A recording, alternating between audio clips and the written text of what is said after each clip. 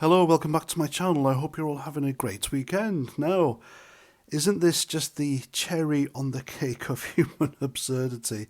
Hamas, the folks who've turned terrorism into a kind of a lifestyle brand, have decided they've got standards now. Yeah, and who's too toxic even for them?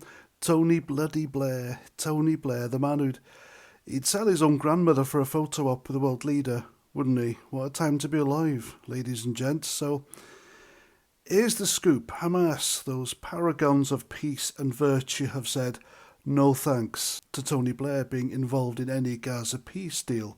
And why? Because, and I quote, they've got bad memories of him after he helped turn Iraq and Afghanistan into the world's biggest rubble festivals. You don't say. Apparently even Hamas, who aren't exactly known for their restraint, think Tony Blair's a bit too extreme. Let that sink in. The irony is so thick you could spread it on toast. And here's the thing. They're thanking Donald Trump for pushing the peace deal. Yeah, Trump, the man who'd probably tried to sell them a timeshare in Mar-a-Lago during negotiations. They're practically writing him love letters, saying a ceasefire wouldn't be possible without him. But Tony? No. Tony's persona non grata. Too toxic. Too many ghosts from Iraq following him around like a bad smell.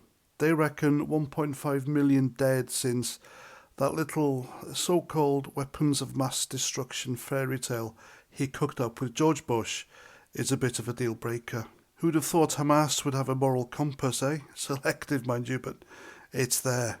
Now, don't get me wrong, I'm not here to sing Hamas's praises. They're about as cuddly as a cactus in a blender, but when they look at Tony Blair and go, nah, mate, you're too much, you know the man's got a problem.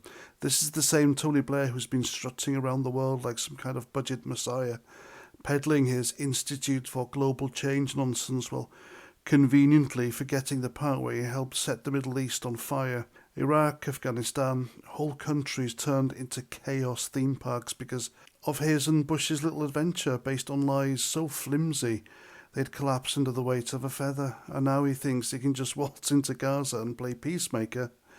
Yeesh. You know, Hamas are looking at him like, mate, we might be bad, but we're not that bad. You've got to laugh, haven't you? The sheer brass neck of Tony Blair thinking he can just pop up anywhere and be welcomed like some elder statesman. The man's got more baggage than an airport carousel after a transatlantic flight, for heaven's sake. And yet there he is, forever grinning that creepy toothpaste ad smile, acting like the world's forgotten the carnage he helped unleash. Well, Hamas hasn't forgotten. They're sat there, stroking their beards, going, well, we'll take Trump's deal, cheers, but keep that Blair bloke away from us. He's got blood in his hands and we're not sharing a kebab with him. And you know what? For once, I can't entirely blame them. Tony Blair's legacy is a masterclass of how to wreck entire countries and then rebrand yourself as a global do-gooder. It's like a pyromaniac offering to fix your house after burning it down, isn't it? No thanks, Tony. Stick to your TED Talks and your dodgy consulting gigs. Leave Gaza to someone who doesn't even make Hamas gag. And not just Hamas, leave us all alone. We're fed up with you. You lying war criminal, you. And yes, that's what you are. And there we go.